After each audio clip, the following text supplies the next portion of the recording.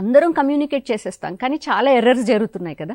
అందుకోసమని ఏంటంటే బాగుండాలి మన జీవితంలో, బంధాలు కావచ్చు, సందర్భాలు కావచ్చు. మనం ఎంత బాగున్నా సరే, నేను చెప్పినట్టు ఒక 2% ఖచ్చితంగా మనం ఎంత బాగున్నా సరే తప్పుగా అయ్యేటువంటి సందర్భాలు ఉంటాయి. కానీ ఒక 8 మెంబర్స్ అయినా సరే మీ జీవితంలో ఉండేటువంటి వాళ్ళతోటి చాలా బాగుంటుంది. So first thing is how you relate to your self. అది ఫస్ట్ కమ్యూనికేషన్. దాని తర్వాత ఇతరులతో మనం బాగా కమ్యూనికేట్ చేయాలి అంటే మొదట ఒక యాక్టివ్ లిజనింగ్ అనేది ఉండాలి. అంటే వినటం. చాలా సందర్భాల్లో ఏమవుతుంది అంటే ముందుగానే కంక్లూజన్కి వచ్చేస్తూ ఉంటారు. అంటే ఎదుటి వ్యక్తి ఎవరు అని మనకు ఆల్రెడీ ఒక ఇన్ఫర్మేషన్ ఉండొచ్చు.